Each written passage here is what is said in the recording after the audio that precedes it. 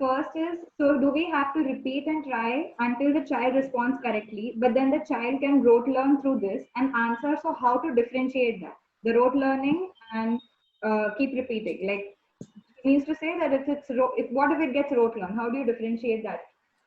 So when you say rote learn, the idea is this is what the child is doing, right? He is already doing echolalia. So I don't know whether to call it rote learn. I go back again to one of the slides. I don't know what it was about, but the idea is these children are not rote learning. It's a learned behavior again, in the sense that maybe they make sense of it, but that's how it was taught to them. When it's especially functional, when it's non-functional, honestly doesn't make sense at all. It's stimming. But when it's functional, he's asking for do you want water? He's asking for water. He's making sense of it, but he doesn't know how to model it right? So when I say rote learn, I go on teaching him the right model, because echolalia is a way that he's learning. He's learning because he learned it that Papa says, do you want water? And he learned that every time Papa says, do you want water, when I want water. So he literally learned it like that, right? He picked it up maybe within 5 days, and next day he's going to Papa with a glass and saying, do you want water? So is that really rote learn, or is that making sense? He's associating, he's putting the pieces together, he's analyzing that that's the word or that's the sentence that Papa said, and I'm putting it across with a glass. So I'm not really sure if these are also the children that rote learn, first of all. And second, if you think that repeating it continues too much, you understand when to fade, right? Which is why that 3 to 5 attempt, or which is why you repeat show kind of a phase, where you keep on doing till you feel like the child comes up on his own. Like just this way Papa did. Do you want water? 5 days down the line, he said, do you want water? I'm just going to do it 5 days. Like, I want water. Papa, I want water. And 5 days down the line, he'll come up with it. Next day, I might not even have to go through all the fading stages. I'll just show him a water glass and I'll wait. I'll go straight to stage 4 of fading, and I'll be like, wait. And maybe he says, I want water, and I give it to him straight. I don't even have to go through all the phases. I just jump off because he's ready. Right. Okay. So I think that answered it pretty clearly. There's one more similar question, but I'll just read it out. Like, there was one patient with ASD. When we show him any flashcard, which he knows, like if it is a fruit card, so after looking at one fruit, he starts saying all the fruits in a particular intonation that he has rote learned already. So how do you avoid this? So I feel like, first of all, flashcard is something that really puts the child off. Even if somebody shows me for 10 minutes, I'm going to go off. I just tell the mom to first of all get things from home, maybe objects, maybe a basket of toys that you would like, or stuff. So that would really make it. So I feel like it's again the rote learn bit is the rhyming. So maybe he's understanding, but that he understands that he has to talk in that manner. Maybe at home somebody is going slow. Maybe at home somebody is going fast. So he starts talking like this, he goes really fast. Some of the kids, you don't understand, only it's gibberish for you. So you think it doesn't make sense. Maybe mama talks in that sing-song manner. Maybe when he was taught these words, maybe by the therapist or maybe by mama, he was taught banana, apple, orange. If I'm learning that, he picks on that. Again, these children pick on the rhyme and the visual very fast, right? Which is why they start singing out, and they, without sense, start doing a lot of humming and singing. So they'll pick on the rhyme a lot faster than the word or the association of the word to the vision. So remember that the way you say it, that's the way the child is going to pick. So the more natural you keep it, which is why every time I said, Preet, I want milk, it was very natural. Preet, I want milk. If I go on, or if he hears it time and again from somewhere, you have to understand if it's an environmental thing. Is it the parents who talk like that? Is it the way that those cards were taught to him? Or any of that? Is it the way that he's understood? Next time I'll start fading it up and I'll be like, apple. I'm just going to go really quick till he starts picking out after me, till he starts learning the expectation that this is what Preet expects out of me. She wants me to do it like this. I'm going to start doing it like that. Keep on doing. So if you feel like he's already doing banana, so if he goes banana, I'm going to go banana.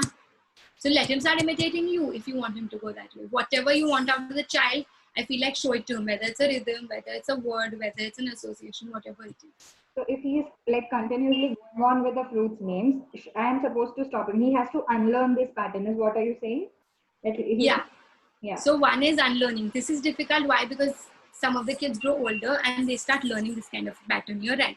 So what I'm doing is unlearning, but I wouldn't call it unlearn. I'm teaching a new pattern. So unlearn automatically happens. Same way. A lot of people say, dude, should we reduce echolalia? I'm like, you start teaching him language. It's automatic, right? The minute you go in a facilitative approach, it's very automatic for the child to go back and unlearn it. Right. So you can just go like you're unlearning, but you're teaching a new way. If you want him to go fast, you want him to not have an intonation, I'm going to teach him banana. If you're anyways teaching him, why not teach him the intonation as well, right? Banana. Till he says it, oh, nice saying banana. Okay, move on. Apple. He's saying it. I'm going to go on with that. Make sense?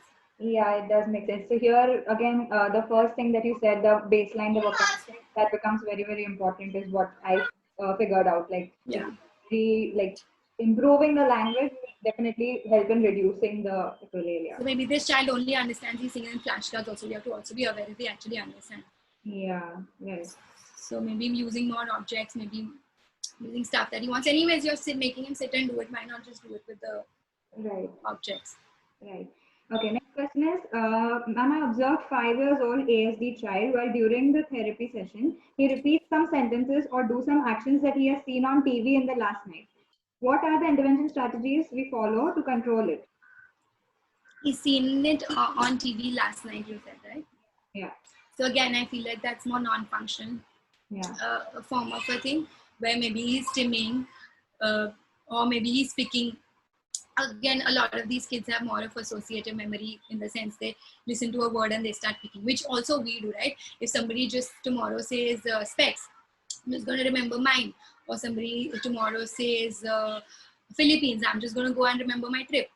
You know, it's very, everybody has this associative memory. The child is only using the associative memory how much ever vocabulary he has, right? He knows that, he heard that in school time and again, they were doing the rhyme, he's picking on the rhyme and saying it. But I feel like this is also stimming behavior where he's not really stimming, he's singing the rhyme so he feels better, he's regulating himself.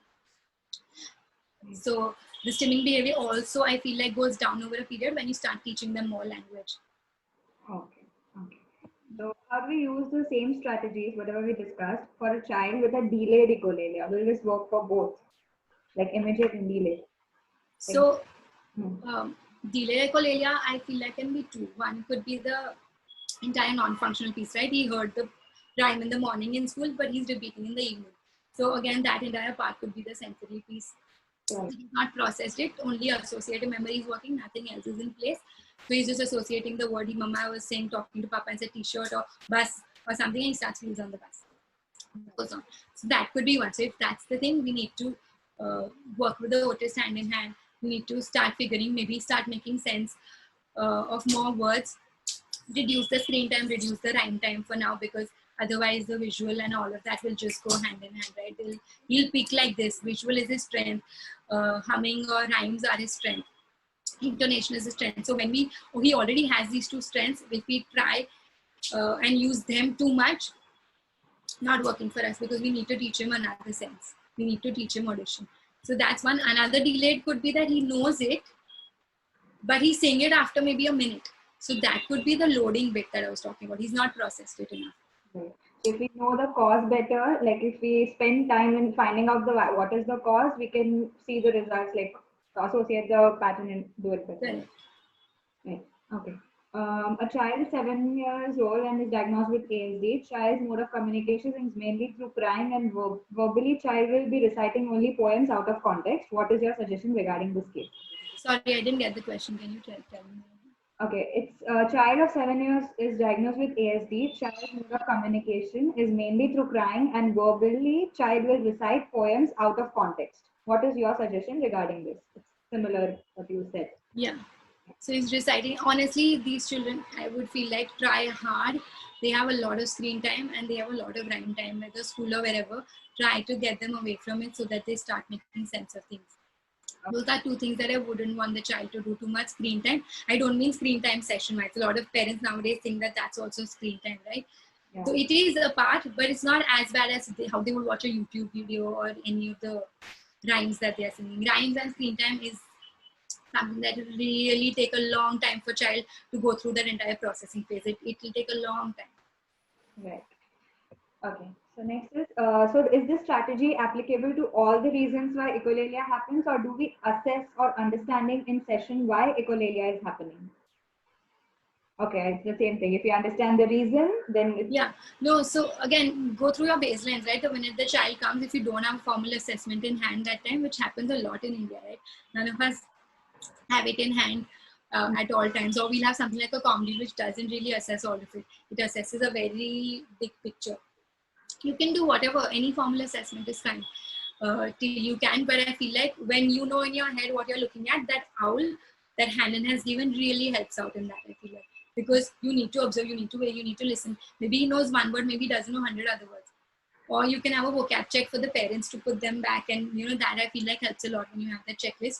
Parents just sign it, parents just stick on it, and you really clearly tell them that only tell me the words that he's listening and understanding, because parents, yeah. also tend to do, they'll be like book, and the child will pick it up and the parent will take and be like, oh, he understood, but they're using a lot of visual, or they're using very contextual. He's coming from school and he's like, remove your bag, and the parent is like, he understands that, but that is also the time that he has to remove. So that context piece, that visual piece, when all of that combines, you don't actually know how much the child is understanding actually. Right. At what age echolalia comes normal? Is it normal? So it is echolalia is a prolonged imitation. So imitation is normal, but when you prolong it too much, it becomes echolalia, is what I feel. That's what a lot of people have termed it as, right? That imitation would be what you would expect in a child from 1 to 2 years. But this child could not come out of it, and he continued that normal language development phase for much longer. And that's when it became like a learned behavior, right? He's 4 or 5 and he's learned this as a behavior because he couldn't come out of it like other normal children could. Right. Is echolalia always a sign of autism? Is it always? It's kind of a symptom for sure. It is in a lot of them, but I don't know if it always is, honestly. So autism is a big thing, right? There's so many things happening. So, but I honestly don't know if it can always be there, but it's a big sign for it for sure. Okay. Then we have, how do we take out the answer part and just keep the question? One of my patients asks question and repeats the answer. Example, how are you? I'm fine. So how do you do that? Yeah. So again, this entire piece is a gestalt learning. He was taught when somebody you meet, you have to say, how are you? I'm fine. He was never taught in a broken form. So they learn everything as a whole, then they break it down. It's opposite of what we do, right? Right. So they are taught this. So again, I would model it right. So I would maybe hold his hand like, and he'll look at me and like, how are you? And I'll just wait. I'm fine. How are you? And I'll just maybe just give him a stop sign. How are you? And then he's just going to repeat. So I'll keep asking the question till he starts understanding. The only thing I expect out of him is a repetition of the answer. But again, I would do this, how are you, only when he's at that question stage. If he's still not understood only what echolalia is or how to talk for him, he's not understanding the fading part, he's not understanding to respond to questions, I wouldn't honestly go ahead with a question like that in the beginning. I would just be like, hi Preet, hi whoever's the name. Okay. Sometimes ASD child repeats animal sounds or environmental sounds spontaneously. Or should we reduce this behavior, or should we include this in teaching? They say it spontaneously, right? That's pretty good. I feel like reinforce it. So are you saying that they don't say the name, or they just look at the animal and associate it and say the name? You don't want them to say, but they're randomly saying it, right? Yeah. I feel like again the associative memory is playing a role here. They're associating that animal to the sound, and they feel like every time they see the animal, they need to see it. So once you teach them more language, that this is the cat, this is the dog, they just need to understand that those are animals. That's not something they need to say. Once they have more language for themselves, that this is what I'm talking, things start making sense, they won't repeat it only. This is more delayed echolalia kind of, or associated echolalia is what I think I would just call it. Yeah. How many words do you work at one time? How many words do you work at one time? In the sense like a sentence wise, or like what are you trying to say? There's like how many, what should be the goals? The question is this only, like how many words do you work? Like a vocabulary check kind of. Maybe I would start like a normal language therapy kind, where I would start picking with his high frequency. High frequency means his stuff, right? His t-shirt, his ball, his food items that he's aware of, toilet training, something, diaper, any of these pictures, and I would do them more and more till he starts understands them more. and starts asking for them correctly. I want diaper, I want food. Food items would work great because a lot of kids are really always craving for chips and a lot of different stuff.